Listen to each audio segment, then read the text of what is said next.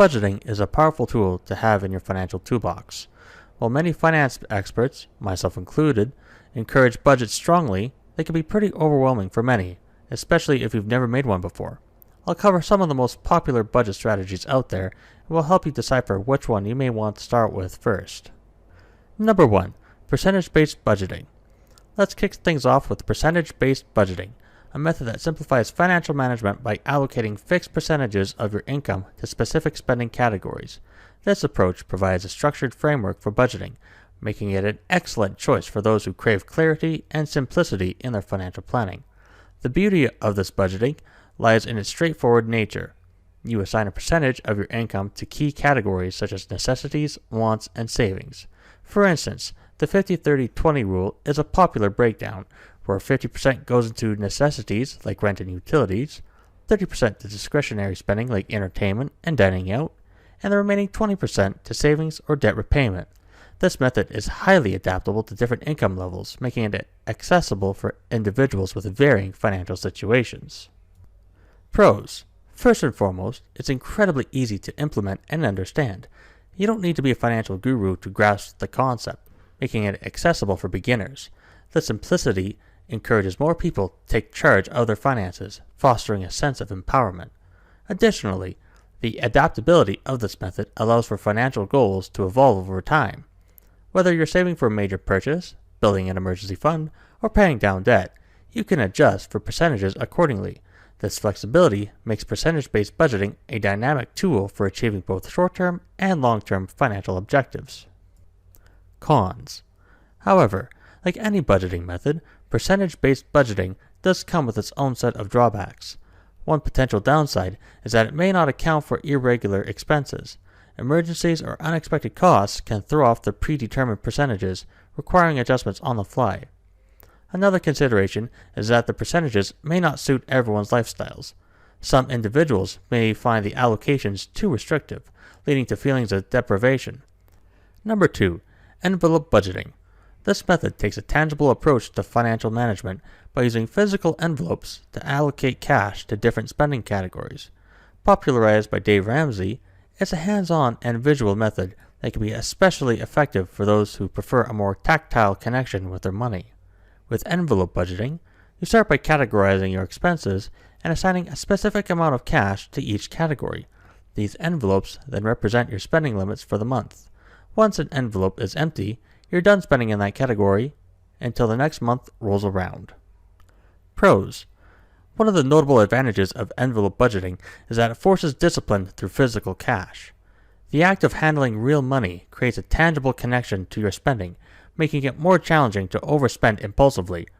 This method is particularly beneficial for individuals who struggle with the abstract nature of digital transactions. Moreover, envelope budgeting acts as a safeguard against overspending in specific areas. When the envelope for dining out, for example, is empty, it serves as a clear signal that you've reached your limit for the month. Cons. On the flip side, it's essential to acknowledge some of the challenges associated with envelope budgeting. Firstly, it may be inconvenient for those who prefer making most of their transactions online. Managing physical cash in the digital world can be a logistical nightmare, requiring additional planning and effort. Secondly, envelope budgeting demands diligent tracking and discipline. Keeping tabs on each envelope and ensuring you stick with your predetermined limits requires consistent effort. Without this commitment, the effectiveness of the method diminishes, and overspending becomes a real risk. Number 3. Zero-line budgeting. In zero-line budgeting, the goal is to assign every dollar of your income to a specific category, ensuring that your total income minus expenses equals zero. The central idea behind zero-line budgeting is to eliminate financial ambiguity. By accounting for every dollar and giving it a designated purpose, you gain a clear understanding of where your money is going. This transparency is invaluable for making informed financial decisions and avoiding surprises. Pros. One of the primary advantages of zero-line budgeting is that it encourages proactive financial planning. Instead of reacting to expenses as they arise, you're actively assigning funds to different categories based on your priorities and financial goals. This forward-thinking approach empowers you to take control of your financial destiny. Furthermore, zero-line budgeting highlights areas where spending can be optimized. When you're allocating every dollar, it becomes apparent where adjustments can be made to maximize savings or redirect funds towards higher priority areas. This level of scrutiny allows for continuous improvement in your financial habits. Cons. However, it's essential to note that zero-line budgeting comes with its own set of considerations. Firstly, it requires detailed tracking and regular adjustments. Successfully implementing this method necessitates staying on top of your expenses, income, and any changes in your financial situation. Without this diligence, the budget can quickly become ineffective. Secondly, zero-line budgeting may not be suitable for those with irregular income. Individuals with fluctuating earnings may find it challenging to allocate every dollar when their income is unpredictable. In such cases, a more flexible budgeting approach might be a better fit. Number 4. Value-based budgeting. Lastly, let's explore value-based budgeting, a strategy that transcends traditional budgeting by aligning your spending with your core values and long-term goals. In this approach, your financial decisions are guided by what truly matters to you on a personal and meaningful level. Value-based budgeting goes beyond the mere allocation of funds to categories.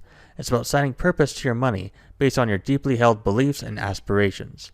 By identifying your core values, you create a financial roadmap that not only reflects your priorities, but also brings a sense of purpose to your spending.